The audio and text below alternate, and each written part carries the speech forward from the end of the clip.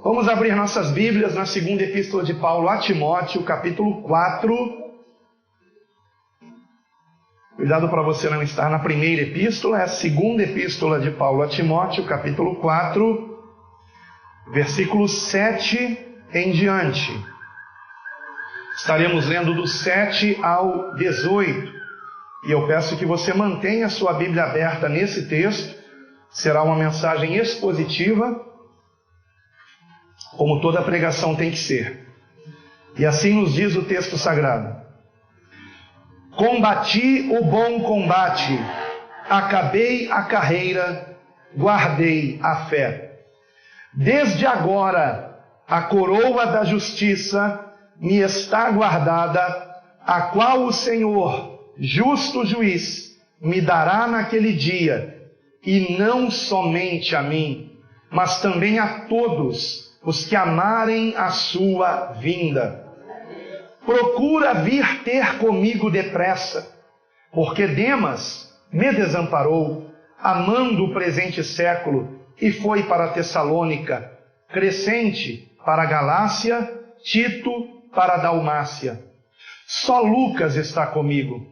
Toma também Marcos e traze-o contigo, porque me é muito útil para o ministério. Também enviei Tíquico a Éfeso. Quando vieres, traze a capa que deixei em Troade, em casa de Carpo, e os livros, principalmente os pergaminhos. Alexandre, o latoeiro, causou-me muitos males. O Senhor lhe pague segundo as suas obras. Tu, guarda-te também dele, porque resistiu muito às nossas palavras. Ninguém me assistiu na minha primeira defesa. Antes, todos me desampararam. E isto lhes não seja imputado. Mas o Senhor assistiu-me e fortaleceu-me, para que por mim fosse cumprida a pregação, e todos os gentios a ouvissem. E fiquei livre da boca do leão. E o Senhor me livrará de toda a má obra, e guardar-me-á para o seu reino celestial, a quem seja glória para todos sempre. Amém. Aleluia. Irmãos, podem sentar-se. Glória a Deus. Gostei de ver os irmãos falando esse amém, junto com o apóstolo Paulo e comigo. Glória a Deus. Queridos irmãos, há uma grande revelação nesta carta, que foi a última epístola que Paulo escreveu antes do seu martírio, antes de ser o seu corpo morto por não negar a Cristo, por pregar o Evangelho, a boa nova da salvação pela graça, por meio da fé em Jesus. E nesse texto que nós lemos, a grande revelação se encontra no final do versículo 8, e eu quero compartilhar com vocês. Quantas vezes eu li esse texto? Quantas vezes eu preguei sobre os versículos 7 e 8, e não tinha me dado conta de algo que o Senhor me revelou no final do versículo 8, onde nós encontramos o texto sagrado dizendo... Vamos ler todo o versículo para um melhor entendimento. Vamos ler o 7 e o 8. Combati o bom combate, acabei a carreira, guardei a fé. Desde agora a coroa da justiça me está guardada, a qual o Senhor, justo juiz, me dará naquele dia, e não somente a mim, mas também a todos os que amarem a sua vinda. Aleluia. Queridos irmãos, eu não sei quantos notaram algo, no mínimo, curioso aqui. Por que no final do versículo 8, Paulo não disse simplesmente, me dará naquele dia e não somente a mim, mas também a todos os que amarem o Senhor? Ele poderia ter dito desta forma, que o Senhor tem uma coroa de justiça reservada para todos que o amarem, para todos que amarem o Senhor. Vejam como ficaria o versículo escrito desta forma: desde agora a coroa da justiça me está guardada, a qual o Senhor, justo juiz, me dará naquele dia, e não somente a mim, mas também a todos os que o amarem. O versículo estaria perfeito assim, escrito. Porém, o Espírito Santo, que inspirou Paulo a escrever essa epístola, sabendo que ela seria preservada para que todos os cristãos ao longo dos séculos fossem também por ela edificados, assim como foi Timóteo, o seu destinatário, o Espírito Santo fez com que propositalmente fosse mencionado no versículo 8 a vinda do Senhor,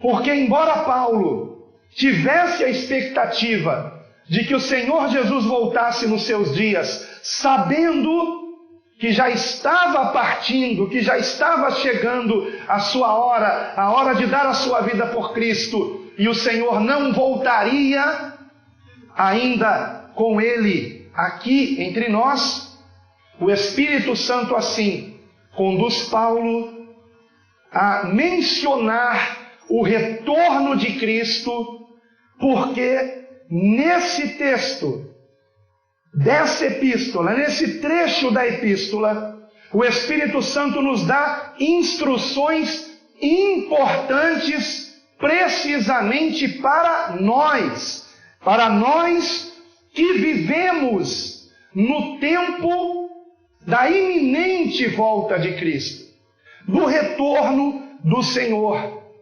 E nós encontramos nesse trecho que nós lemos, do versículo 7 ao versículo 18, instruções importantes para que nesse tempo que antecede a vinda do Senhor, o retorno do Senhor para buscar a sua igreja e nos livrar da ira de Deus que está prestes a se derramar sobre a terra. E não confunda a ira de Deus com grande tribulação. Grande tribulação não deve ser confundido com ira de Deus. A grande tribulação é a grande perseguição que sofrerá, e já estão sofrendo, os verdadeiros servos de Cristo. Mas a ira de Deus é o seu juízo sobre aqueles que não se arrependeram de seus pecados, que não são de Cristo, sendo algo evidentemente muito pior do que a grande tribulação. E disso o Senhor nos livrará, aleluia, da ira de Deus. Para isso o Senhor enviou o seu Filho, para nos livrar da sua ira, que virá sobre a humanidade que virou as costas para Deus.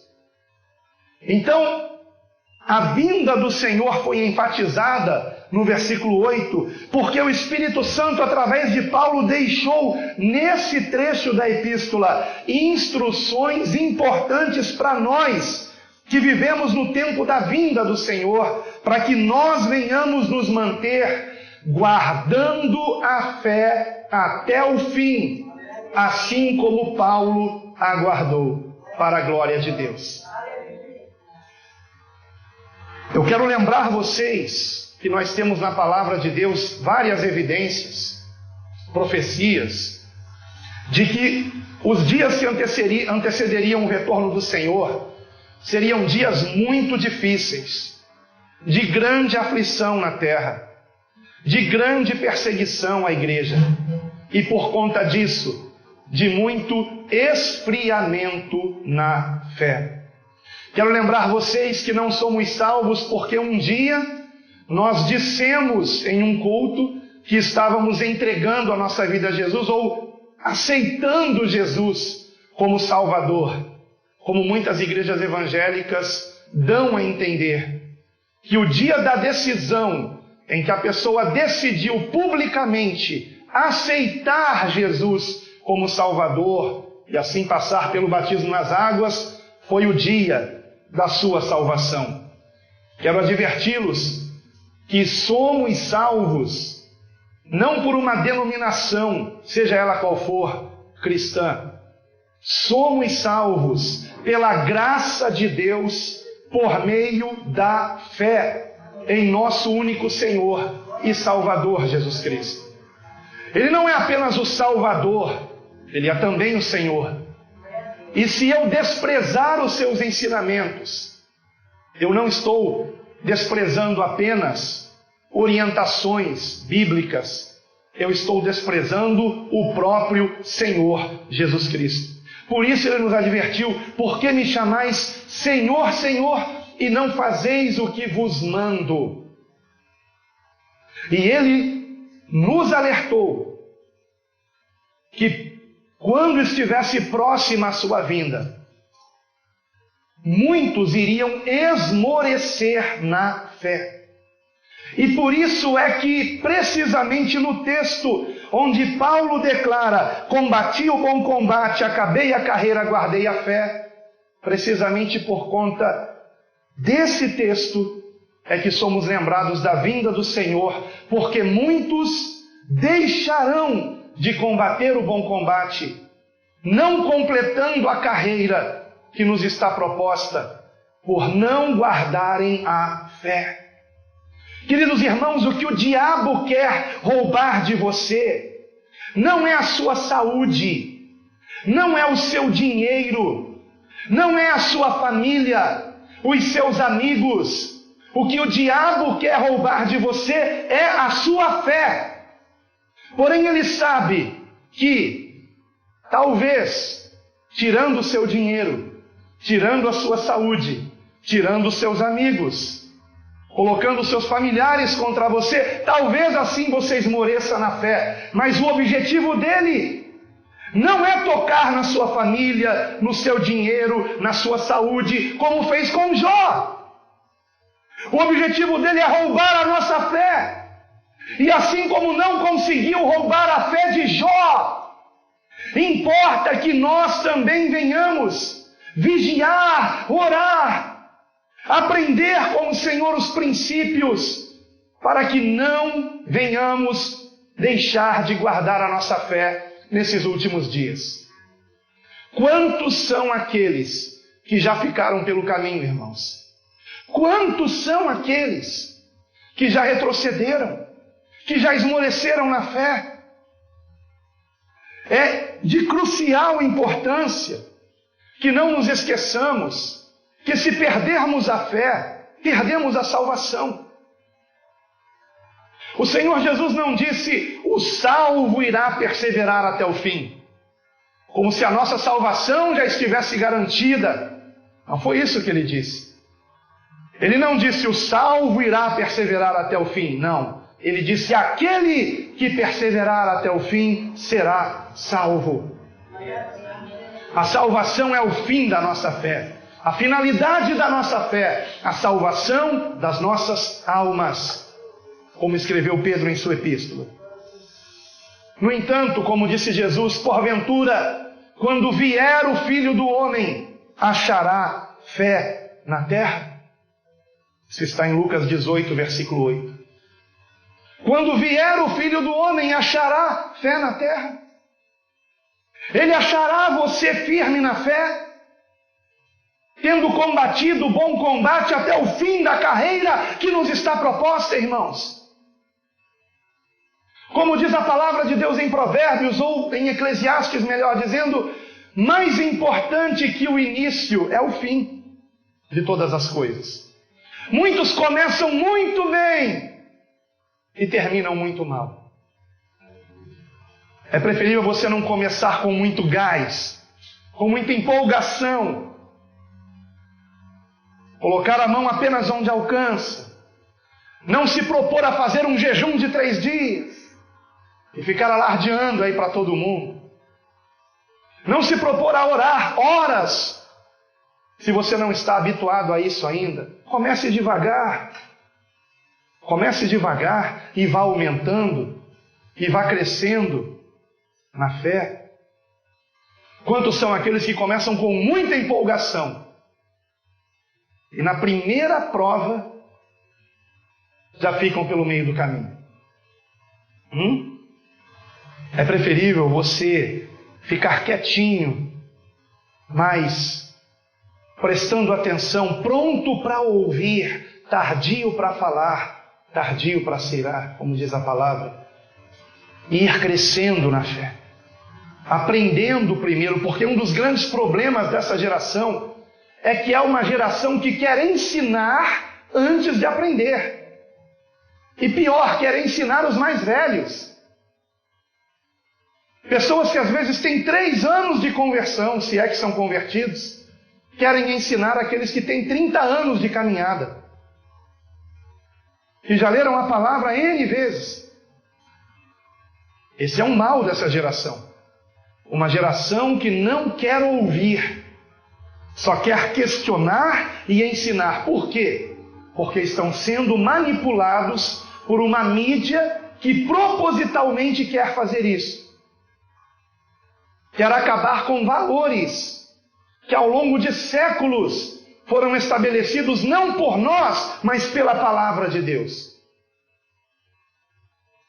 Como nós podemos guardar a fé em meio a tudo isso? Em meio a um tempo onde todas as pessoas que não vigiam são bombardeadas com todo tipo de distração que faz com que elas, sem perceber, se tornem materialistas, gananciosas, egoístas e pior, incrédulas. Pessoas que passam o dia assistindo televisão, assistindo filmes, séries, seja numa TV, seja pela internet, novelas, até mesmo desenhos animados, sem perceber, estão sendo influenciadas para se tornarem pessoas frias na fé, materialistas, gananciosas, egoístas, individualistas. É isso que os filmes, séries, novelas estão ensinando às pessoas. E se elas não perceberem o ardil de Satanás e continuarem distraídas com isso, ao invés de estarem atentas, como a palavra de Deus nos diz, perderão a fé, se é que um dia tiveram. E não são salvas, porque eu realmente não consigo crer que o Senhor Jesus, que vem buscar a sua noiva, preparada, ataviada para encontrar-se com o noivo, de vestes brancas, lavadas pelo sangue do Cordeiro, eu não consigo acreditar que alguém que fica se misturando com essas distrações que o mundo prepara para colocar diante dos olhos dos distraídos, eu não consigo acreditar que quem está se melecando com essas coisas faça parte da igreja do Senhor. Esteja realmente lavado pelo sangue do Cordeiro. Queridos irmãos, ou nós somos de Cristo ou não somos. E ponto final. O Senhor Jesus nunca nos enganou, amados. Nunca. Aquele que quiser ser meu discípulo, negue-se a si mesmo. Eu estou com uma vontade de ver uma série, um filme, mas você não sabe que isso foi feito por pessoas que não temem a Deus e pior, que zombam de Deus. Você não sabe que nesse filme, nessa novela, até mesmo nesse desenho, haverá uma dosezinha de alguma coisa maligna, fazendo com que o pecado pareça algo bom. Já reparou que todo filme, toda novela tem uma dose de sensualidade para manter o apetite sexual das pessoas que assistem sempre acesos? Por quê? Porque o inimigo quer causar adultério, prostituição, quer entristecer o Espírito Santo, sabendo que o nosso corpo é templo do Espírito Santo. E muitos estão esmorecendo na fé porque não tiram de diante dos seus olhos essas, desculpe a expressão, porcarias. Por mais bem produzido que seja, o pecado está ali. Está entrando na sua casa e depois você não sabe por que Deus não te abençoa. Porque você o tem entristecido, desprezado. Como guardar a fé? No meio de todas essas tentações, irmãos. O texto nos ensina. Vejam comigo no versículo 10. Porque Demas me desamparou, amando o presente século. Aqui nós temos o primeiro recado do Senhor para nós. Se o Senhor Jesus voltasse naqueles dias, Demas não teria oportunidade de se arrepender mais. Estaria perdido. Nós não sabemos quanto tempo ainda temos. Mas uma coisa eu sei, é tempo de arrependimento. Porque se não nos arrependermos agora, não teremos tempo de nos enchermos do Espírito Santo, irmãos.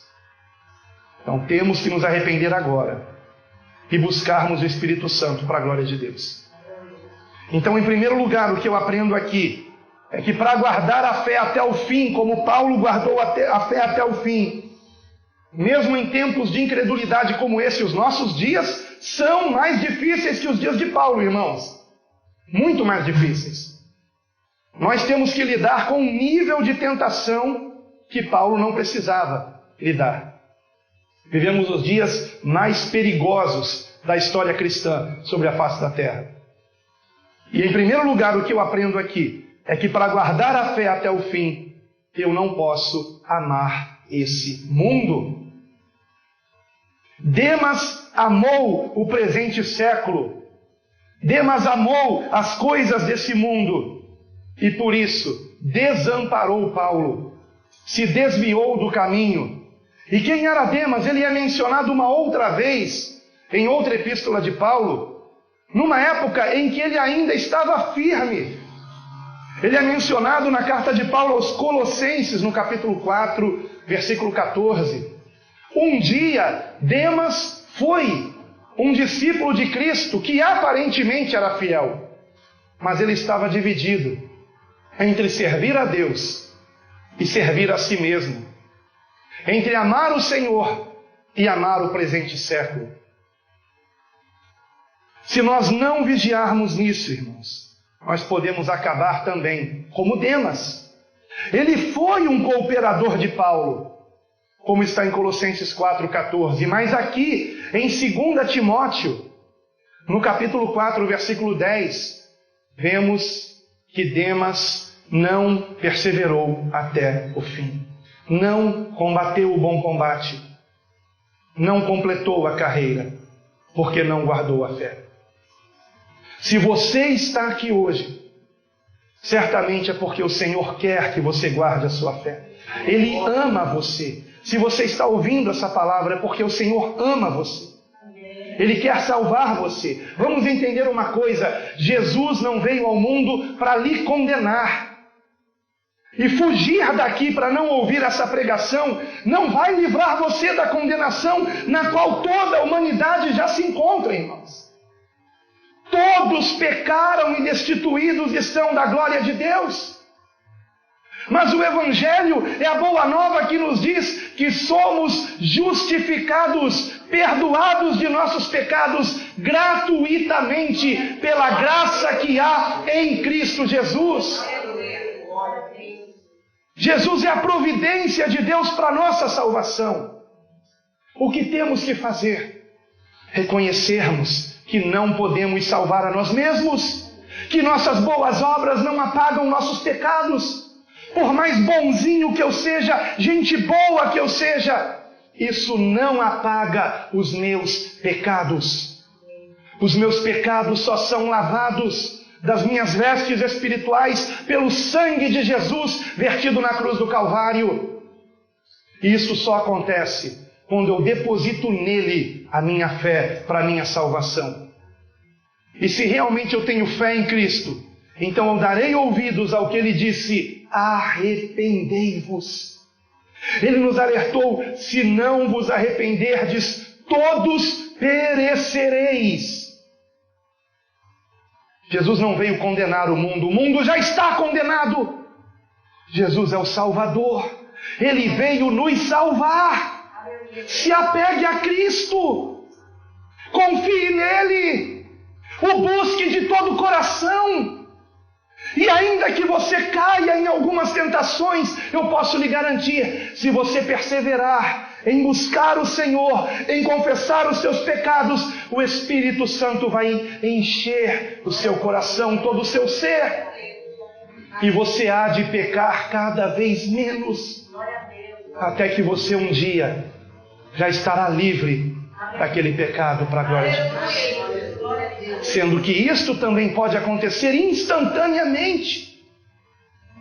Eu conheço pessoas que andavam na prática do pecado, da promiscuidade, e que um dia caíram em si, ouvindo a palavra de Deus, e se prostraram em sua casa, em sua própria casa, chorando e dizendo: eu sei que eu estou perdido, mesmo estando na igreja, sendo um religioso, eu tenho pecados secretos e eu estou perdido.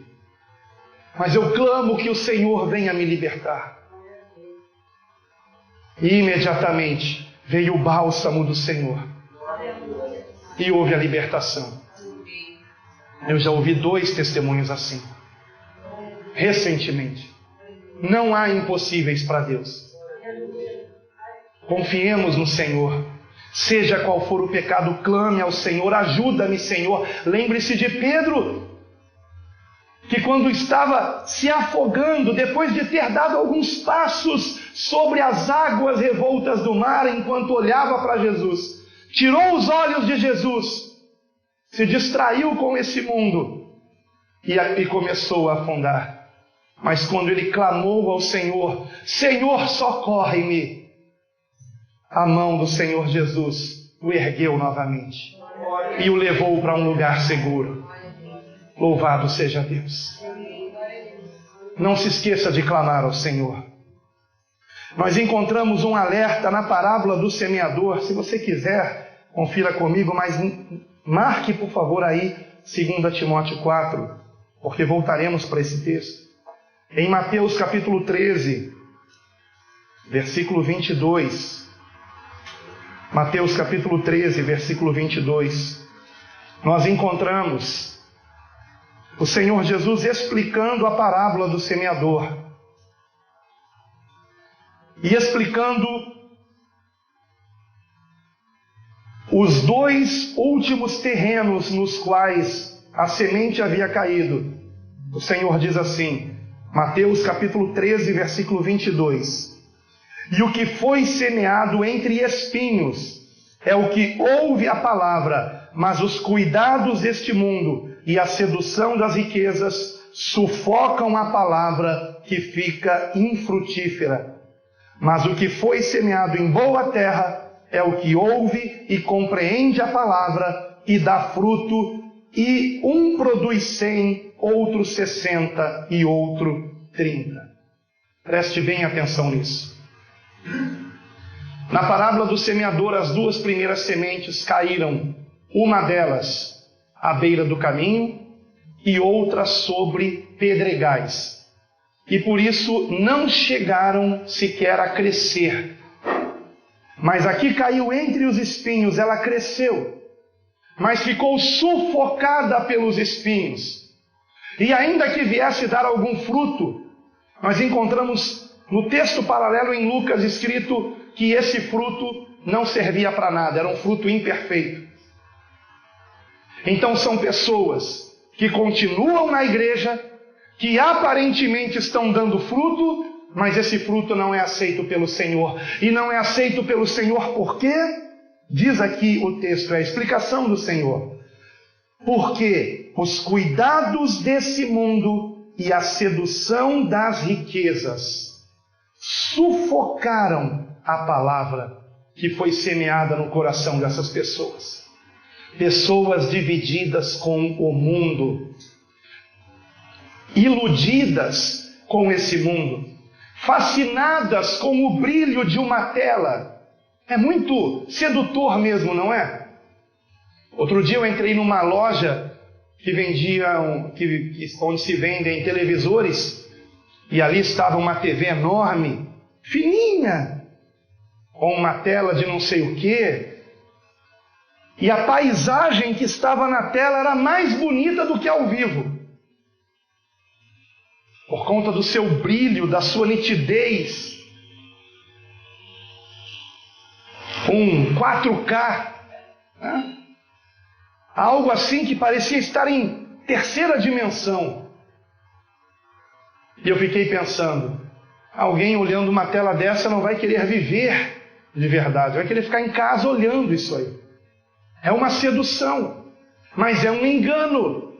Lembrem-se o que o maligno nos últimos dias viria com todo o prodígio de mentira.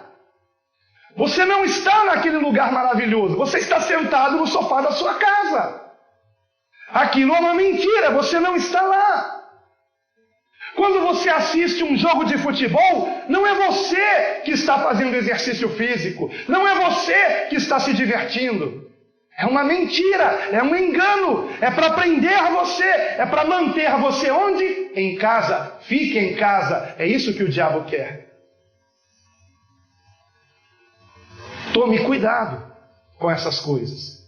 Você não precisa de uma nova televisão, você não precisa do celular mais moderno que existe, você não precisa trocar as roupas do seu guarda-roupa, a menos que você tenha engordado. Então faça uma dieta que é melhor, para não trocar as roupas. O que você precisa é tirar os olhos desse mundo, tirar os olhos desse mundo, olhar para Cristo. Irmãos, a palavra nos ensina claramente que quem tirou os olhos desse mundo está contente todos os dias, porque tendo o que comer e o que vestir, isso lhe basta. Glória a Deus. A nossa vida não está aqui, está escondida em Cristo na glória. Ele é a nossa vida. Mas aqueles que amam o mundo estão divididos. E por isso não podem ser cheios do Espírito Santo. E por isso não podem dar bom fruto. Lembrem-se que a palavra nos adverte em 1 João capítulo 2, versículo 15. Não ameis o mundo, nem o que no mundo há. Se alguém ama o mundo, o amor do Pai não está nele. Porque tudo que há no mundo, a concupiscência dos olhos, a concupiscência da carne, a soberba da vida, não procedem do Pai, mas do mundo. Ora, o mundo passa e a sua concupiscência, mas aquele que faz a vontade de Deus permanece para sempre. Aleluia! Essa é a palavra de Deus. Então, em primeiro lugar, se você quiser guardar a sua fé, não ame esse mundo. Mas como não amar o mundo com tantos atrativos que ele oferece? Eu vou lhe mostrar dois textos que nos ensinam como não amar o mundo. Lucas capítulo 21, versículo 34. Lucas capítulo 21, versículo 34.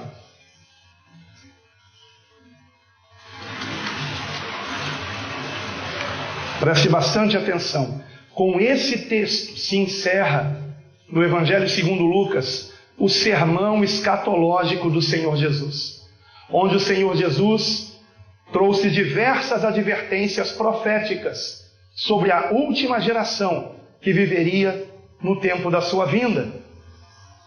E o Senhor diz assim para nós, Lucas capítulo 21, versículo 34 em diante: E olhai por vós, não aconteça que os vossos corações se carreguem de glutonaria, de embriaguez e dos cuidados da vida, e venha sobre vós de improviso aquele dia, porque virá como um laço sobre todos os que habitam na face de toda a terra.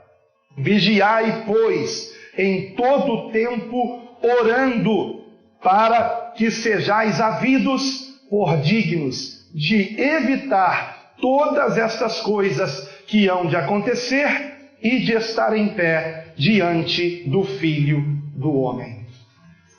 Então, em primeiro lugar, olhai por vós.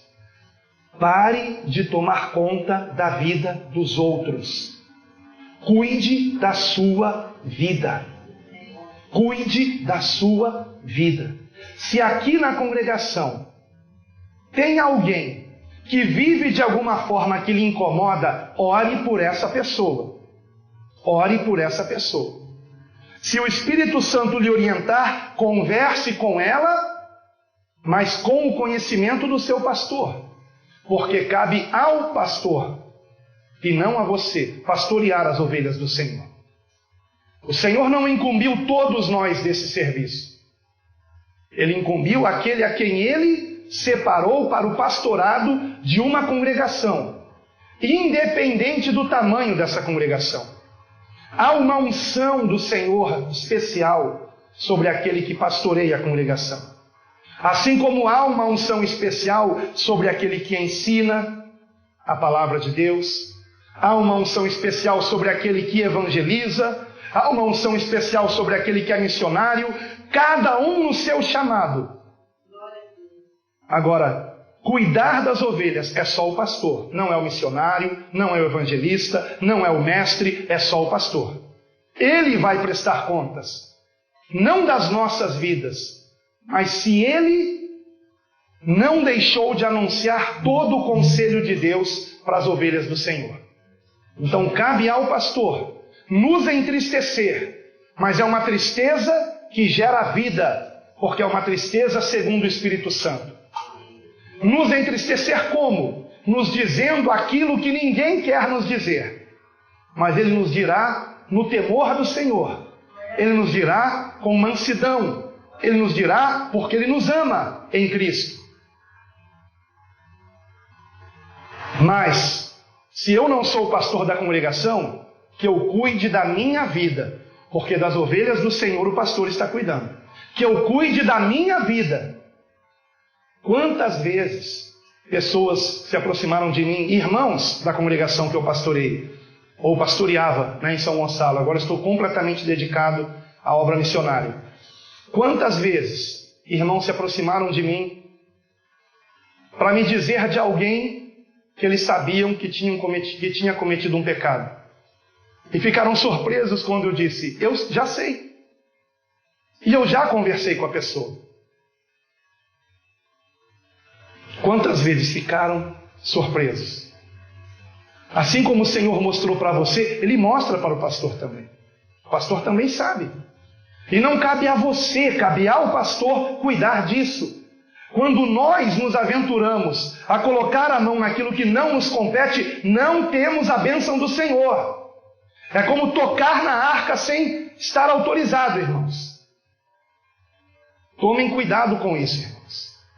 Que cada um olhe por sua vida. É o que o Senhor está nos dizendo para nós nesses últimos dias. Versículo 34. Olhai por vós. E no versículo 36. Vigiai, pois, em todo tempo. E aí ele acrescenta, orando. É vigiando o quê? Vigiando aquilo que eu ponho diante dos meus olhos. Aquilo que eu deixo entrar pelos meus ouvidos. Porque o que entra pelos meus olhos e pelos meus ouvidos vai para o coração. E não por acaso aquele aparelhinho tem o nome de televisão. Televisão. Porque o inimigo sabe que pela tele e pela visão, ele contamina o nosso coração. Vigiem, irmãos. Vigiem. Vocês estão colocando o que diante dos olhos de vocês? A internet é um terreno do inimigo.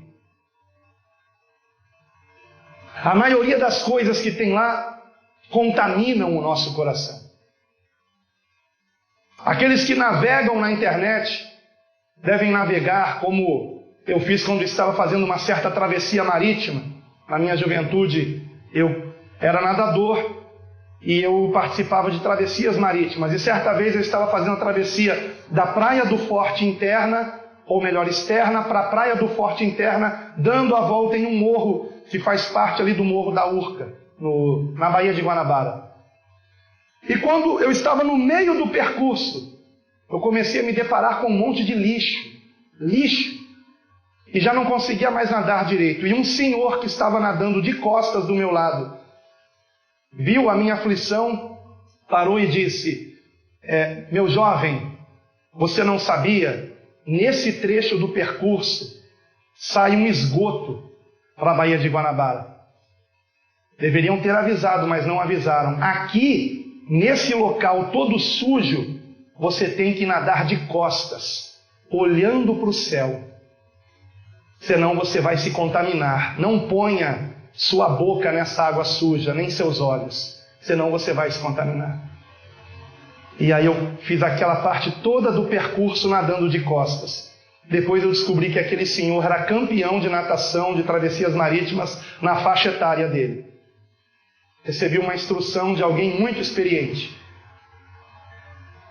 E certo dia, navegando na internet, eu me lembrei disso. O Espírito Santo fez eu me lembrar disso. Há coisas que na minha vida eu sei que aconteceram, escritas por Deus. Verdadeiras parábolas vivas contadas na minha vida. Para que eu não me esquecesse de certos cuidados que temos que ter. Quando navegamos na internet, temos que navegar olhando para o céu. Cuidado com o lixo que há na rede. E para que serve a rede? Para apanhar os peixes, que simbolizam os cristãos. A internet existe para te desviar da fé. Não por acaso, qualquer endereço na internet começa com www. Se hoje em dia não se precisa mais escrever o www, é porque já está embutido ali. Se você escrever o endereço colocando www, você vai ver que vai abrir do mesmo jeito. Porque está embutido ali. E o W é a letra Vav em hebraico. E para cada letra hebraica corresponde um número. E o número Vav é o número 6. Quando você digita www, você está digitando 666, o número da besta. Seria coincidência, irmãos? Esse laço que o Senhor fala no versículo 35, que veria sobre todos que habitam na terra. O termo laço em grego também pode ser traduzido como rede. Uma rede que viria em toda a terra e que vai apanhar a todos que não estiverem vigiando em todo o tempo e orando, olhando cada um por si mesmo. Tomem cuidado. Vamos tomar cuidado, irmãos. Essa palavra é um alerta. Do jeito que as coisas estão, eu que não vou tomar essa vacina, não sei se verei novamente o rosto de vocês. Porque provavelmente as viagens só serão permitidas para aqueles que forem vacinados. Pode ser a última vez que eu veja a face de vocês e que vocês vejam o meu rosto pessoalmente. A última vez que poderemos nos abraçar, se é que alguém poderá se abraçar dentro de pouco tempo. O tempo se abrevia, irmãos. Olhai por vós, vigiando, pois, em todo o tempo, orando, para que sejais havidos por dignos de evitar todas essas coisas que hão de acontecer e de estar em pé diante do Filho do Homem. A melhor tradução para isso é que nós estejamos refugiados, para que não sejamos atingidos por essas coisas. Refugiados onde? No meio do mato? Não, refugiados em Cristo. Aleluia! E o segundo texto que nos mostra como não amarmos o mundo é o texto que enfatiza ainda mais a necessidade da oração. A parábola que o Senhor conta em Lucas capítulo 18. Vejam comigo, do versículo 1 até o 8. Prestem bastante atenção. Lucas 18, versículo 1 em diante. E contou-lhes também uma parábola sobre o dever de orar sempre e nunca desfalecer, dizendo: havia numa cidade um certo juiz, que nem a Deus temia, nem respeitava o homem. Havia também naquela mesma cidade uma certa viúva que ia ter com ele, dizendo: faze-me justiça contra o meu adversário. E por algum tempo não quis atendê-la, mas depois disse consigo: ainda que não temo a Deus, nem respeito os homens, todavia, como esta viúva me molesta, hei de fazer-lhe justiça, para que enfim não volte e nem me importune muito. E disse o Senhor: ouvi o que diz o injusto juiz. E Deus não fará justiça aos seus escolhidos, que clamam a Ele de dia e de noite, ainda que pareça tardio? Digo-vos que depressa lhes fará justiça. Quando, porém, vier o Filho do Homem, porventura achará fé na terra? Vocês percebem como a fé está atrelada à oração? Por que o Senhor falou de fé logo após contar uma parábola sobre oração? Sobre o dever de orarmos sempre e nunca esmorecermos. Por quê, irmãos? Porque quanto mais nós oramos, maior é a nossa fé. Quanto menos oramos, mais incrédulo somos. Aqueles que oram em secreto, como diz aqui o texto, de dia e de noite, colocando diante do Senhor suas ansiedades, suas aflições, sua alma para ser transformada, para que sejam cheios do Espírito Santo. Aqueles que assim o fazem, têm fé em Deus. Mas os que desprezam a presença de Deus conosco, ainda que digam ter fé, por suas vidas mostram que o estão desprezando. Queridos irmãos, para não amarmos esse mundo, não podemos deixar de orar. Não podemos deixar de buscar a face do Senhor. Não ameis o mundo. Aqueles que amarem o mundo ficarão aqui para a ira de Deus. Mas aqueles que realmente amam o Senhor só conseguirão permanecer nesse amor se estiverem olhando cada um por si mesmo, vigiando para não colocar diante dos olhos, diante dos ouvidos, coisas que atacam a nossa fé. E é por conta de muitos não terem deixado de assistir filmes, novelas e até noticiários, porque os noticiários hoje são manipulados e são apavorantes, para que as pessoas elas sejam conduzidas numa direção que interessa a pessoas ímpias, más, que querem escravizar a humanidade. E elas fazem isso através do medo. E o medo esmorece a nossa fé. Temos que ter fé e não medo. Então não coloque diante dos teus olhos nada que coloque medo no teu coração. Pare de assistir os noticiários. Eu já parei de assistir jornais na TV há anos e descobri uma coisa: não me faz nenhuma falta. Pastor, como que o Senhor se mantém informado? De duas formas. Primeiramente, sabendo que notícia ruim corre depressa, então eu não preciso ficar acompanhando o noticiário. Alguém vai me contar rapidamente.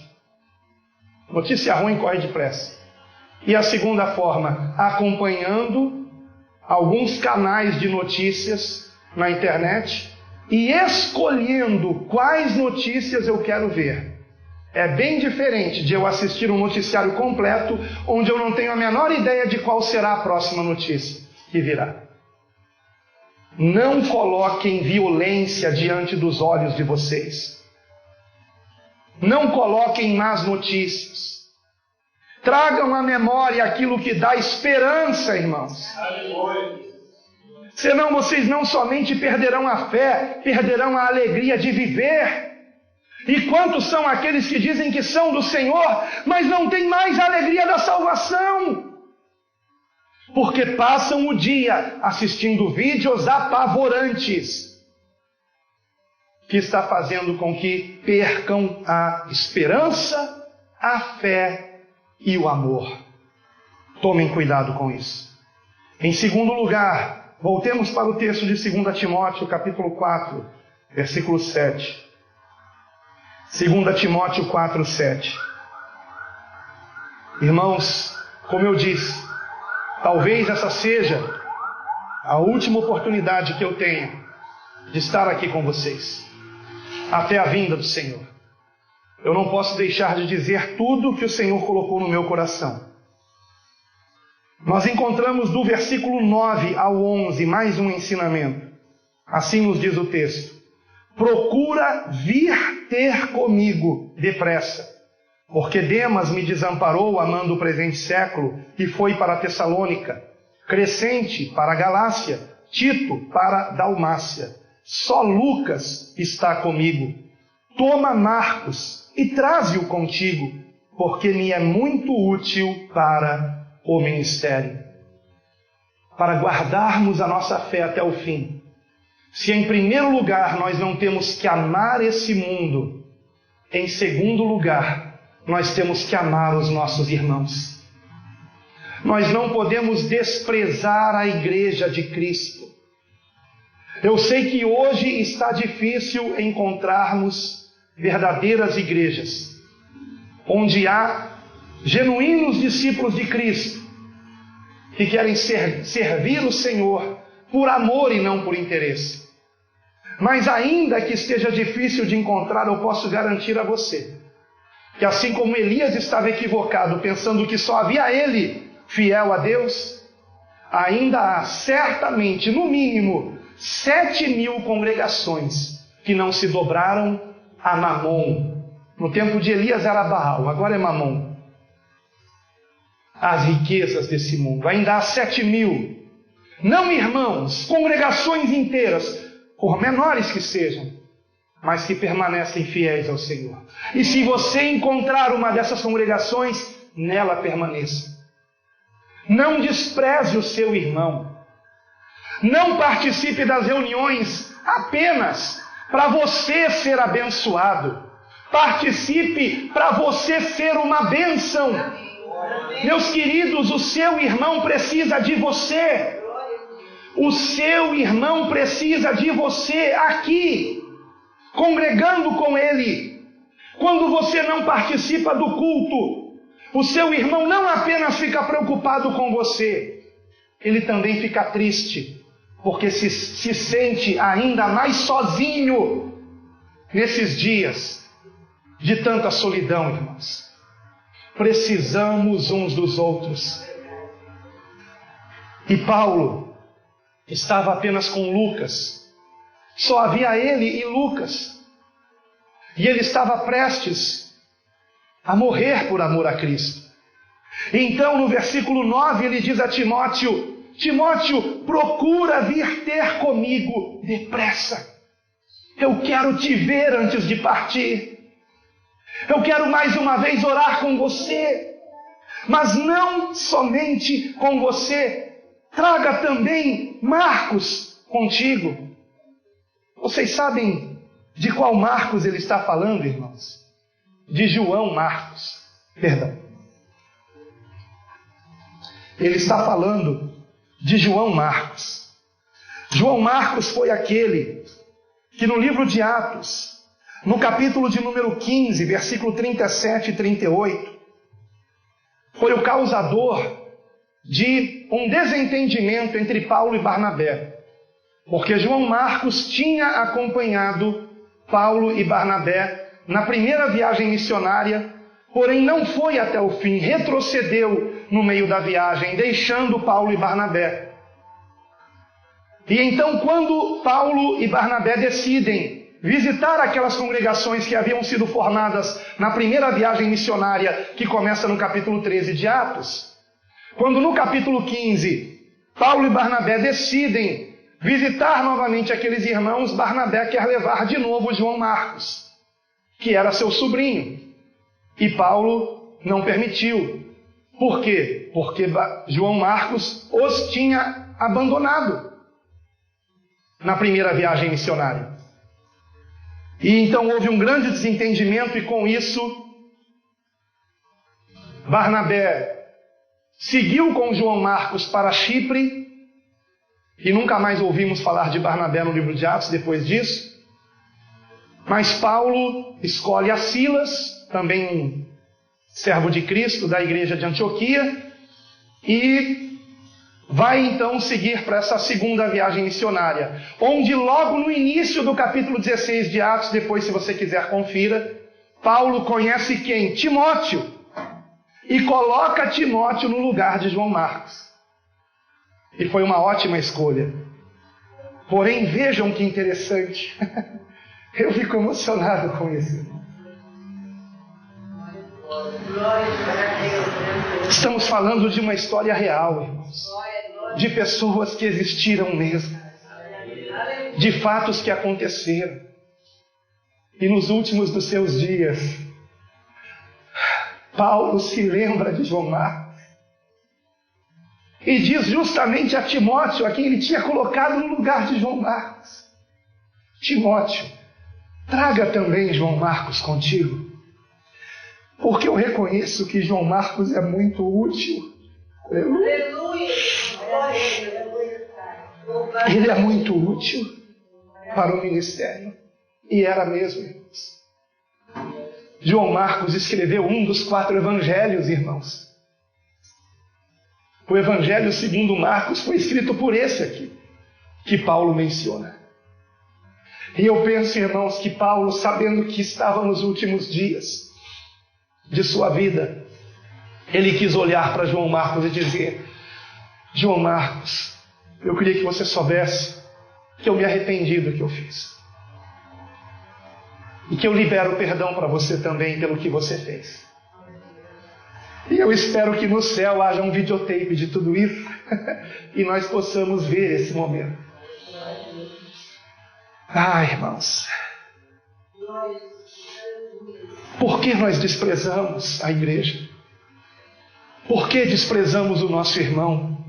Sabendo que os irmãos estarão reunidos para adorar a Deus, por que colocamos os cuidados dessa vida em primeiro lugar? Mais importante é estarmos com os nossos irmãos, para encorajá-los a permanecerem no caminho. Deus quer usar você na igreja. Deus quer usar você nesta congregação. Mas quando você não participa do culto, você não vê o seu irmão. E quando você não vê o seu irmão, o Espírito Santo deixa de usar você para encorajá-lo, para motivá-lo a permanecer no caminho. Aleluia. Você é útil no ministério. Você é útil nesse ministério. Você é útil nessa congregação. É uma congregação pequena, não há luxo nesse lugar. Mas é justamente aqui que o Espírito Santo trabalha. Na simplicidade, na humildade. Deus quer usar você. Você é útil para o ministério. E se você tem que pedir perdão a alguém, lembre-se de Paulo. E procure aquele a quem você tem que pedir perdão e peça perdão. Se você tem que perdoar alguém, libere o perdão. Cristo está às portas, irmãos.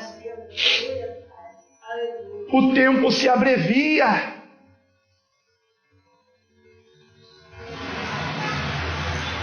Quem despreza os irmãos, despreza os membros do corpo de Cristo. Despreza o Senhor. Eu quero ler 2 textos aqui que eu considero importantíssimos para enfatizar a importância de congregarmos, irmãos. O primeiro deles está na primeira epístola de Paulo aos Coríntios, capítulo 12. Eu vou ler apenas, eu não tenho tempo de comentá-los. Então eu peço que você preste o máximo de atenção. Primeira epístola de Paulo aos Coríntios, capítulo 12. Versículo 12 em diante.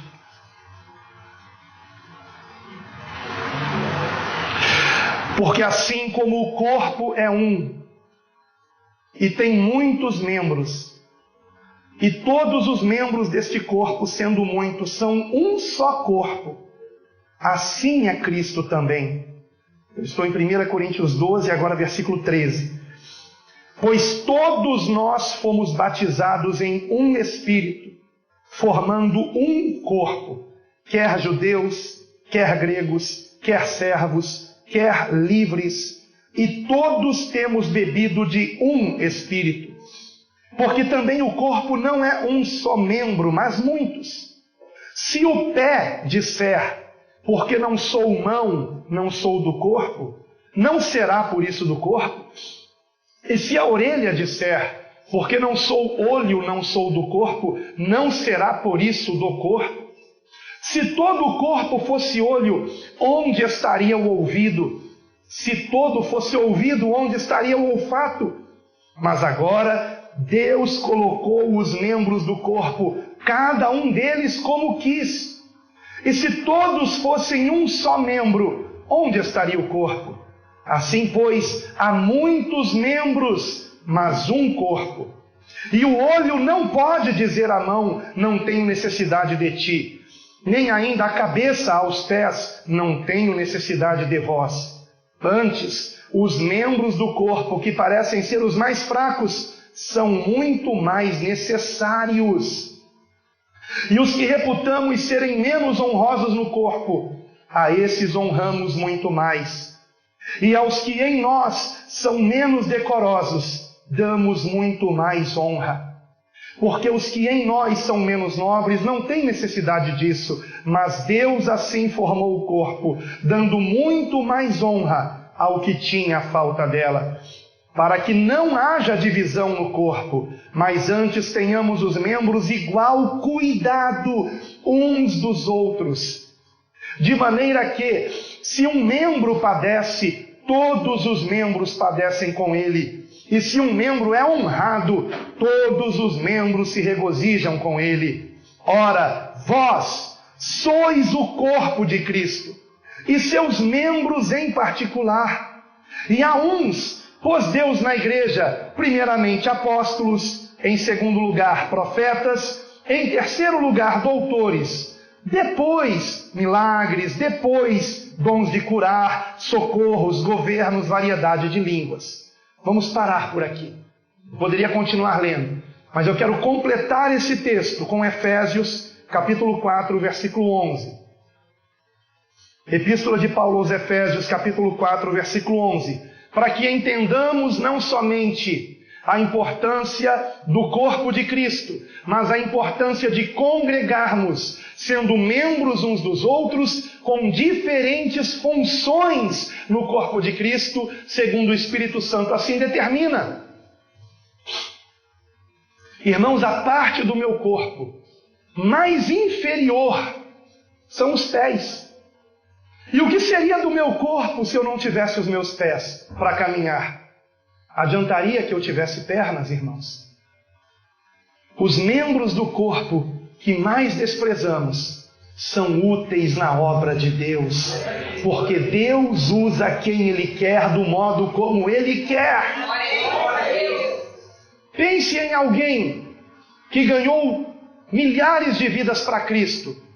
Pois bem, vamos pensar no testemunho de Billy Graham. Billy Graham, quando entregou a sua vida a Cristo, não foi através de um grande pregador. Foi através de um pregador leigo. Uma mensagem simples. E naquele dia em que houve a conversão de Billy Graham, não sabia aquele homem que através de uma única decisão por Cristo, milhares iriam se salvar. Se aquele homem tivesse calado a sua boca, não tivesse pregado, o que seria? Pense, por exemplo, em Charles Spurgeon. Charles Spurgeon, aflito por estar convencido de que, embora fosse religioso, não estava salvo, entrou certa vez numa pequena igreja, num dia de inverno, em sua cidade. E ali o pregador, o pastor, não havia ido ao culto, porque havia uma tempestade de neve tão grande que o impediu de estar no culto. Pouquíssimas pessoas estavam ali. E quem estava pregando era um irmão que assumiu o púlpito, que não tinha preparado nenhuma mensagem e trouxe uma palavra simples, porém pregou o verdadeiro evangelho. Olhai para Cristo e sereis salvos. E então Spurgeon compreendeu o verdadeiro evangelho, compreendeu que ele não poderia salvar a si mesmo, que ele tinha que olhar para Cristo para ser salvo. E Charles Spurgeon ganhou tantas almas pregando o evangelho, que é considerado o príncipe dos pregadores. Se aquele homem simples tivesse se recusado a ir no culto, talvez não houvesse Charles Spurgeon como o príncipe dos pregadores. Você compreende a importância de você estar aqui? A importância, Deus quer usar você até mesmo após o culto terminar. Na conversa com o irmão, algo que você disser será direcionado pelo Espírito Santo para fortalecer aquele irmão. Aleluia. Em Efésios 4, a partir do versículo 11, está dito, é como a continuação do versículo 28 de 1 Coríntios 12. Efésios 4, 11. E ele mesmo deu uns para apóstolos, e outros para profetas, e outros para evangelistas, e outros para pastores e mestres, querendo o aperfeiçoamento dos santos para a obra do ministério, para a edificação do corpo de Cristo, até que todos cheguemos à unidade da fé e ao conhecimento do Filho de Deus, a homem perfeito, à medida da estatura completa de Cristo, para que não sejamos mais meninos inconstantes, levados em roda por todo o vento de doutrina, pelo engano dos homens que com astúcia enganam fraudulosamente. Antes, seguindo a verdade em amor, cresçamos em tudo naquele que é a cabeça, Cristo, do qual todo o corpo, bem ajustado e ligado pelo auxílio de todas as juntas, segundo a justa operação de cada parte, faz o aumento do corpo para a sua edificação em amor. Aleluia! O corpo de Cristo tem que estar unido, e ele é organizado pelo Espírito Santo de Deus. Vamos aprender uns com os outros. Estejamos aqui com a disposição de um aprendiz, não de alguém que queira ensinar, mas lembre-se, Deus está usando você para ensinar, principalmente pelo seu bom testemunho. Portanto, como diz Hebreus capítulo 10, versículo 25, e eu vou ler aqui a tradução em uma versão que eu não considero uma ótima versão, especialmente porque não é baseada no texto majoritário, é baseada no texto crítico. Mas é uma versão que em alguns pontos foi muito feliz e em outros muito infeliz. Muito feliz por quê? Porque traduziu mais corretamente o texto grego. E eu considero que na nova versão transformadora, que é essa versão que eu estou falando, Hebreus 10, 25, está traduzido de um modo perfeito, tendo eu examinado o texto em grego original. E nos diz assim, Hebreus 10, 25, não deixemos de nos reunir, como fazem alguns, mas encorajemo-nos mutuamente, sobretudo agora que o dia está próximo. E ele está mais próximo que nunca. Temos que nos reunir para nos encorajarmos. Algumas versões traduzem com admoestemo-nos uns aos outros. O termo grego ali traduzido como admoestar é um termo grego que melhor é traduzido como encorajar. Eu tenho que encorajar o meu irmão a permanecer em Cristo. E a única versão em português que traduz dessa forma que eu encontrei é a nova versão transformadora. Quanto mais se aproxima o dia de Cristo, mais nós temos que congregar. Você entende isso? Não despreze isso, escute com atenção. Se você deixar de congregar, você não vai completar a carreira. Você não vai conseguir continuar combatendo o bom combate, que é o combate da fé. Para guardarmos a nossa fé, em primeiro lugar, não podemos amar o mundo. E para isso nós temos que vigiar mais, temos que orar mais. E em segundo lugar, nós não podemos desprezar os nossos irmãos. Nós temos que congregar, ainda que sejam 2 ou 3. Paulo só tinha com ele Lucas, mas ele chamou Timóteo e disse: traga também Marcos. Vamos nós 4 adorarmos o Senhor. Ainda que sejam 2 ou 3, o Senhor está presente. Como Deus é maravilhoso, muito diferente do diabo. O diabo quer multidões, mas o Senhor não disse: onde 3.000 e 2.000 estiverem reunidos, onde 300 ou 200 estiverem reunidos, onde 30 ou 20 estiverem reunidos. Não, ele disse: onde 2 ou 3 estiverem reunidos, ali estou no meio deles. Aleluia. Assim é o Senhor. E finalmente, irmãos, para concluir, voltando a 1 Timóteo capítulo 4, versículo 13 agora. 2 Timóteo capítulo 4, versículo 13. Quando vieres, traze a capa que deixei em Troade, em casa de Carpo, e os livros, principalmente os pergaminhos. Vocês sabem do que Paulo está falando aqui? Da Escritura Sagrada. Os pergaminhos se referem aos rolos do Antigo Testamento, que Paulo lia maravilhado porque o Espírito Santo lhe mostrava Cristo naquela Escritura Sagrada. Aquele que viria nos trazer a graça de Deus. Porque a lei veio por meio de Moisés, mas a graça e a verdade vieram por Jesus Cristo. Aleluia! Nele está a nossa salvação. E Paulo, mesmo sabendo que já tinha completado a carreira, mesmo sabendo que a coroa da justiça ela já lhe estava reservada, porque o Senhor já tinha lhe revelado isso, mesmo assim, ele queria continuar meditando na palavra de Deus, se alimentando da palavra. E nós temos dado valor à Escritura, irmãos. Temos dado valor a textos como esse. Vejam quantas revelações do Senhor nesse texto, irmãos. Que profundidade, eu fico maravilhado. Irmãos, uma das maiores bênçãos de ser um pregador do Evangelho é que quanto mais eu prego, mais eu me assombro com a grandeza de Deus, com a preciosidade da Escritura, mais eu fico maravilhado com o Espírito Santo de Deus, que fez com que essa Escritura fosse preservada para nós.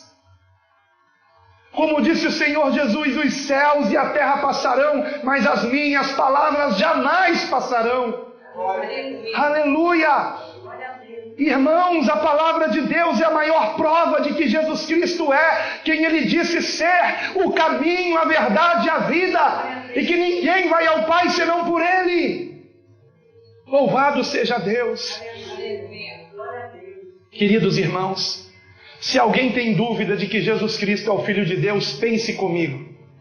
Certa vez eu fiz um curso em faculdade, secular, evidentemente, sobre o Jesus histórico. Não sei quantos já ouviram falar a respeito disso. O Jesus histórico seria se pesquisar a respeito de Jesus, não levando em conta as Escrituras, considerando as Escrituras como escritos cheios de mitos e de religiosidades, e que muita coisa aqui teria sido inventada sobre Cristo. Ora, eu não consigo entender como é que pessoas que pregam tanto sobre a verdade e que amam a verdade escreveriam mentiras, e que dariam a vida por Jesus estariam dando a vida por uma mentira. Ninguém daria a vida por uma mentira, irmãos. Ninguém. Eles deram a vida por Jesus, porque aquele que disse que ao terceiro dia ressuscitaria, de fato ressuscitou. Aleluia! E quando viram Jesus vivo, e tocaram nele, e comeram com ele, e depois o viram subir aos céus, eles foram então motivados pelo Espírito Santo a darem suas vidas por essa boa nova. Jesus vive, Ele venceu o pecado, Ele venceu esse mundo, Ele venceu a morte. No lugar da sua sepultura, se você for em Israel, você verá uma placa em ouro escrito: Ele não está mais aqui, porque Ele ressuscitou. Aleluia! Louvado seja Deus! Glória a Deus! Glória a Jesus! Mas agora eu peço que você raciocine comigo o seguinte: no curso do Jesus histórico, tentaram diminuir Jesus ao máximo. Ao máximo. Eu tenho provas de que eu participei de mais de um curso de Jesus histórico. Eu tenho os certificados. E nessa redução de Cristo, eles então disseram que Jesus era um indigente, que perambulava e não tinha onde morar, analfabeto, que o trecho que diz lá em João que ele escrevia sobre areia, ele estava só rabiscando, ele não sabia escrever e nem ler, que era um analfabeto, nascido não em Belém, mas em Nazaré, e que certamente seu pai não era um carpinteiro, mas um pedreiro, que trabalhava numa cidade relativamente próxima a Nazaré, porque em Nazaré era uma cidade tão ruim que não tinha nenhum trabalho lá, e que Jesus era um ajudante de pedreiro. Então ele era um servente que ficou desempregado e que ficou perambulando pelas ruas, mas tinha uma mensagem apocalíptica de que viria o Filho do Homem. E ele conseguiu alguns seguidores, não 12, porque 12 teria sido um número inventado para ser compatível com os 12 patriarcas, né? Os 12 filhos de Jacó. Então, no final de uma das aulas, eu me lembro que eu fui agradecer o professor. Era a última aula, na verdade. Eu fui me despedir e agradecer. Eu disse: muito obrigado. Ele disse: por quê? Porque você fortaleceu a minha fé. Ele disse: como assim? Fortaleci a sua fé? Porque veja bem, pense comigo. Como é que um homem que, inclusive, eles disseram que Jesus era filho de uma traição de Maria com um soldado romano. Como é que um homem, filho de uma prostituta, segundo vocês, que nasceu na cidade mais desprezível de Israel, que trabalhou como ajudante de servente, como ajudante de pedreiro, sendo um servente, que ficando desempregado, ficou perambulando, contando uma mensagem apocalíptica, e que, segundo vocês, ele não teria ressuscitado, seu corpo teria sido devorado por cães, e os apóstolos teriam então inventado a sua ressurreição. Como é que um homem assim, que viveu há 2000 anos atrás, está te dando emprego agora para você dar uma aula sobre ele? Meu querido, eu só chego a uma conclusão: esse homem só pode ser Deus. Tchau. Fui. Vocês compreendem, irmãos? Ou você crê que Jesus é quem ele disse ser, ou então ele era um louco, um fanático. Porém, se você crê que ele era um louco, um fanático, um mentiroso, como é que nós estamos falando dele até hoje? E como é que tudo o que ele disse se cumpriu e está se cumprindo? Inclusive o fato de que os céus e a terra estão passando, mas as suas palavras permanecem para sempre. Louvado seja o Senhor! Glória a Deus! Aleluia! Glórias a ti, Senhor! A Deus toda glória! Ele só pode ser Deus. Aleluia! Ele só pode ser Deus. Queridos irmãos, Paulo não desprezava a palavra de Deus. Ele sabia que nessa palavra Deus se revela a nós. Não despreze a leitura da Bíblia. Se você não consegue acompanhar o plano de leitura, onde nós lemos o Antigo e o Novo Testamento ao mesmo tempo, eu quero incentivar você a ler pelo menos todo o Novo Testamento. No nosso plano de leitura, você vai ler de 1 a 2 capítulos por dia do Novo Testamento. Mas em 6 meses, você já terá lido todo o Novo Testamento uma vez completo. E nos próximos 6 meses você lerá mais outra vez. Então, você vai ler 2 vezes por ano o Novo Testamento. 2 vezes por ano. E assim você estará protegido das heresias, dos falsos mestres, de tantas pessoas que estão aí no YouTube, tentando nos enganar, criando polêmicas desnecessárias, porque sabem que polêmicas atraem. Polêmicas dão muitas visualizações, vão atrair muitas pessoas, e aqueles que não conhecem a palavra vão dar like.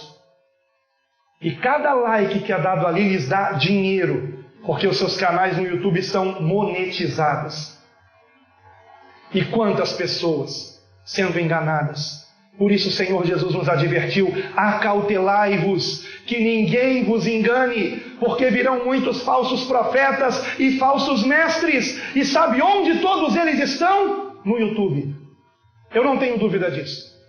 Porque é claro que um falso mestre, um falso profeta que quer dinheiro, não vai perder a oportunidade de ter uma ferramenta como essa, gratuita, que ainda lhe paga para ele ter seguidores e divulgar a mentira.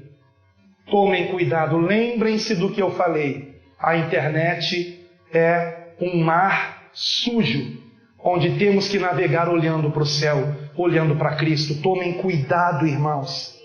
Paulo aqui, ao pedir a Timóteo que levasse para ele os pergaminhos, a Escritura Sagrada, estava dando um exemplo do que já tinha dito a Timóteo. Veja comigo na primeira epístola. Volte apenas um livro, por favor.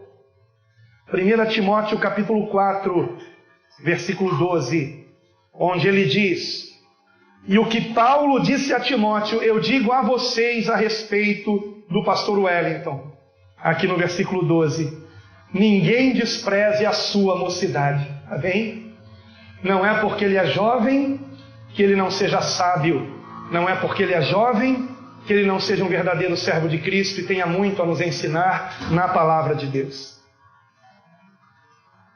1 Timóteo 4,12: ninguém despreze a tua mocidade, mas seja o exemplo dos fiéis, na palavra, no trato, no amor, no espírito, na fé, na pureza. Persiste em ler. Em algumas versões diz: persevere na leitura. Persiste em ler, exortar e ensinar até que eu vá. Não desprezes o dom que há em ti, o qual te foi dado por profecia, com a imposição das mãos do presbitério. Medita estas coisas, ocupa-te nelas, para que o teu aproveitamento seja manifesto a todo. Tem cuidado de ti mesmo. Lembram do conselho? Olhai por vós. Tem cuidado de ti mesmo e da doutrina. Ou seja, estude a palavra de Deus. Persevera nestas coisas, porque fazendo isto, te salvarás tanto a ti mesmo, como aos que te ouvem. E finalmente, 2 Timóteo capítulo 3, versículos 14 a 17, que diz: tu, porém, permanece naquilo que aprendeste, e de que foste inteirado, sabendo de quem o tens aprendido, e que desde a tua meninice sabes as sagradas Escrituras, que podem fazer-te sábio para a salvação pela fé que há em Cristo Jesus. Toda a Escritura é divinamente inspirada e proveitosa para ensinar, para repreender, para corrigir, para instruir em justiça, para que o homem de Deus seja perfeito e perfeitamente instruído para toda a boa obra. Aleluia! Vejam o quanto é importante meditarmos na palavra de Deus. E isto todos os dias. Eu não entendi alguma coisa, eu procuro o meu pastor. E assim nós vamos ter um esclarecimento. Não procure na internet, porque, repito, há muitos falsos mestres, Há muitas seitas hoje na internet que chegam a ponto de negar a divindade de Cristo. Cuidado com isso. Existem seitas que estão guardando a lei de Moisés, que vimos ontem em Atos 15, que não temos mais que guardar, somos salvos pela graça de Deus por meio da fé. A lei de Deus agora está escrita no nosso coração, e essa lei é o novo mandamento: amai-vos uns aos outros como eu vos amei. E quem se espelha em Cristo andará em santidade e justiça, porque é isso que a graça de Deus nos instrui a fazer. Então, queridos irmãos, cuidado. Estamos vivendo o tempo do fim. E eu concluo essa mensagem com mais algumas revelações desse texto de 2 Timóteo, capítulo 4. Como, por exemplo, a revelação que nós encontramos no versículo 9, onde Paulo diz a Timóteo: procura vir ter comigo depressa. Irmãos, eu estou aqui porque eu sei que temos pouco tempo. Eu não estou aqui apenas porque a congregação está completando 2 anos. Eu estou aqui porque eu queria ver mais uma vez a face de vocês. E eu sei que o tempo se abrevia. Há poucos dias atrás, nós estávamos visitando outras congregações. Estivemos por São Paulo, visitando a congregação de Campinas, a congregação de Ribeirão Pires, a congregação da capital paulista, no bairro de Jabaquara, a congregação do grande ABC, que se reúne na cidade de Santo André. Temos procurado visitar as congregações. Na próxima semana, se Deus quiser, estaremos em Fortaleza, Ceará, visitando uma congregação que foi abandonada pelo seu pastor recentemente, porque o seu pastor se tornou calvinista, mas pelo menos foi sincero e decidiu sair da congregação. Porém, eles estão lá precisando ser pastoreados. E eu peço, me ajudem em oração para ajudar essas congregações, irmãos. Que o Espírito Santo de Deus nos dê sabedoria, a minha esposa e eu, para que possamos aconselhar esses irmãos. Estamos na reta final e importa que não percamos uma só alma, irmãos.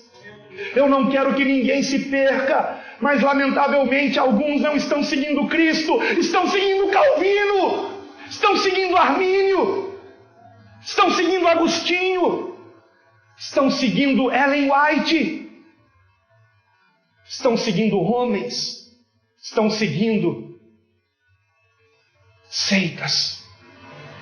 Tomem cuidado com isso. Fiquem alertas. Temos pouco tempo, procura vir ter comigo depressa. Irmãos, eu estou correndo. Vocês sabem do que o Senhor me revelou em setembro de 2018 através de um sonho. Eu estava indeciso a respeito do projeto Quero Congregar, se deveríamos continuar ou não. Tínhamos formado 2 congregações, uma na Tijuca, outra na Taquara, e a congregação da Taquara foi tomada por aquele que eu tinha colocado como pastor. Ele levou as ovelhas do Senhor atrás dele.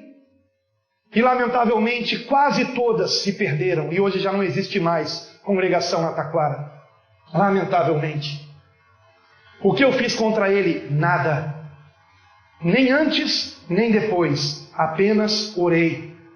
Entreguei na mão do Senhor. Entreguei na mão do Senhor.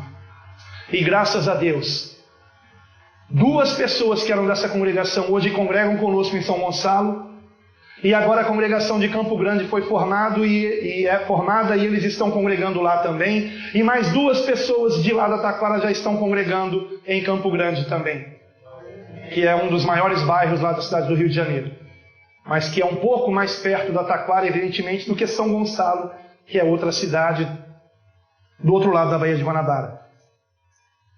Então, irmãos, naquele sonho o Senhor me deu 3 revelações. Estejam unidos, tenham sabedoria, agora falta pouco. Estejam unidos, tenham sabedoria, agora falta pouco. Queridos irmãos, esse projeto tem por objetivo reunir os filhos de Deus que andavam dispersos porque não estavam mais encontrando uma igreja fiel a Cristo. E se nós estamos nos reunindo com irmãos que vieram de N denominações diferentes, precisamos ter sabedoria. Sabedoria. Nós não temos que trazer conosco doutrinas da igreja presbiteriana, doutrinas exclusivas da igreja batista, da Assembleia de Deus, dos seus usos e costumes e etc. Nós não temos que trazer doutrinas das igrejas pelas quais passamos. Nós temos que todos juntos nos despojarmos disso e olharmos unicamente para Cristo, para a doutrina que os apóstolos ensinaram, aplicando o que Jesus ensinou no contexto da nova aliança. Se todos nós fizermos isso, se todos nós atentarmos para os 10 princípios que vimos na aula de ontem, que formam uma igreja verdadeiramente bíblica e cristã, nós teremos sabedoria, andaremos com sabedoria e permaneceremos unidos até que Ele venha. E a boa notícia é que agora falta pouco. Aleluia! Procura vir ter comigo depressa. Você nunca leu o Novo Testamento? Procura ler depressa. Não estou falando ler atropeladamente, mas coloque isso como prioridade na sua vida. Você ainda não tem um horário no seu dia devocional para Deus? Faça isso depressa, para que no dia da sua vinda você não tenha do que se envergonhar. Ainda há alguém que você tenha que perdoar, ainda há alguém que você tenha que pedir perdão, faça isso depressa, porque perto está o Senhor. Você ainda quer falar de Jesus para alguém que você não falou? Faça isso depressa, para que o Senhor não cobre de você essa alma. Perto está o Senhor, o tempo se abrevia. Vemos no versículo 10 e 11. Só Lucas está comigo, 10 e 11, a continuação. Porque Demas me desamparou, amando o presente século, e foi para Tessalônica. Crescente para a Galácia, Tito para a Dalmácia, só Lucas está comigo. Só Lucas está comigo. Temos que ter consciência de que, além de não termos muito tempo, esse é um tempo onde teremos poucos irmãos fiéis a Cristo para congregar conosco. Não tenham a expectativa de que aqui não haverá mais lugar para tantas pessoas se reunirem. Numa cidade com mais de 1 milhão de habitantes, se 20 fiéis houver nessa cidade, é muito, irmãos, para a glória de Deus. A maioria não quer a palavra, a maioria não quer compromisso com Cristo, a maioria não quer ser uma bênção, só quer ser abençoado. Não quer abandonar seus pecados, quer apenas fingir que é salvo e acreditar nessa mentira, porque sem arrependimento de pecados não há salvação. Não há. Em terceiro lugar, nós temos que ter ciência. Vejam comigo o versículo 14 e 15. Alexandre o latoeiro causou-me muitos males, o Senhor lhe pague segundo as suas obras. Tu guarda-te também dele, porque resistiu muito às nossas palavras. Em terceiro lugar, temos que ter consciência de que seremos perseguidos nesses últimos dias. E quando você for perseguido, não retroceda na sua fé. Esse é o motivo dessa palavra de hoje. Permaneça firme na fé para a glória de Deus. E finalmente, versículo 16.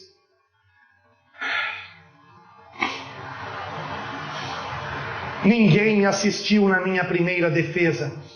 Antes, todos me desampararam. Que isto lhes não seja imputado. Todos me desampararam. Todos seremos desamparados, irmãos. Seremos desamparados. até mesmo por nossos familiares. Lembrem-se do que o Senhor Jesus nos advertiu: os nossos inimigos seríamos da nossa própria casa. Por você não se dobrar ao sistema, por você não aceitar imposições do governo contrárias à nossa fé, pessoas que você ama porque são da sua família, mas que ainda não têm o Espírito Santo, não compreenderão o que você está fazendo e poderão até denunciar você, me denunciar, pensando que com isto estão fazendo algo bom para nós. Seremos desamparados. Você está pronto para isso? Jesus não nos chama para uma festa. Ele nos chama para uma guerra, para uma batalha. Você está nessa batalha? Nós não estamos revestidos de um pijama ou de uma roupa de passeio. Nós precisamos estar revestidos da armadura de Deus. E a armadura se coloca para um combate. O combate contra o pecado. Não contra as pessoas, mas contra o diabo e seus demônios. Se apegue a Cristo. Ser revestido da armadura de Deus é ser revestido de Cristo. É andar como Ele andou. É negar a si mesmo e se identificar tanto com Cristo a ponto de dizer que quando Ele morreu naquela cruz, você morreu para esse mundo junto com Ele. E você então poder declarar como Paulo: vivo, não mais eu, mas Cristo vive em mim. Seja feita não a minha, mas a tua vontade, Senhor. Aleluia. É por essa causa que nós temos que viver. E não há causa mais nobre que essa: viver por Cristo, para Cristo, sendo de Cristo. Louvado seja o Senhor. Ou você prefere viver para si mesmo e ter uma morte medíocre? Eu prefiro dar a minha vida pelo Senhor e ser contado entre os mártires que João viu no Apocalipse capítulo 7. Uma multidão que veio da grande tribulação, com vestes brancas e palmas nas mãos, perante o Cordeiro, para adorá-lo por toda a eternidade. Aleluia! Eu quero estar lá. Eu espero que João tenha me visto entre aqueles que ele viu. E você? Eu quero estar lá. Então, em nome do Senhor Jesus Cristo, que você persevere combatendo o bom combate, para que você possa completar a carreira guardando a sua fé. A boa notícia que eu encontro aqui é que, apesar de todo esse cenário, irmãos, de todo esse cenário, vejam comigo o versículo 17 e 18. Mas o Senhor assistiu-me e fortaleceu-me, para que por mim fosse cumprida a pregação e todos os gentios a ouvissem, e fiquei livre da boca do leão. E o Senhor me livrará de toda a má obra e guardar-me-á para o seu reino celestial, a quem seja glória para todos sempre. Amém. Assim como o Senhor não desamparou Paulo, os homens o desampararam. Quantas pessoas Paulo levou a Cristo e quando ele mais precisou o desampararam? Mas ainda que os homens nos desamparem, ainda que as pessoas que mais amamos não estejam conosco quando mais precisemos, não se esqueçam do que disse o Senhor: estarei convosco todos os dias até a consumação dos séculos, nunca lhes deixarei, jamais lhes desampararei. Aleluia, louvado seja o Senhor. Ele está conosco, Ele está com você, Ele te guarda, Ele te guia, Ele te protege, Ele te enche do Espírito Santo, e Ele tem poder para livrar você do pecado, para manter você em santidade, para fazer com que você seja uma nova criatura, cheia do Espírito Santo, e não tenha do que se envergonhar na sua vinda, mas seja chamado por Ele: vinde, benditos de meu Pai, e possuí por herança o reino que vos está preparado desde a fundação do mundo. Aleluia, aleluia, assim seja, em nome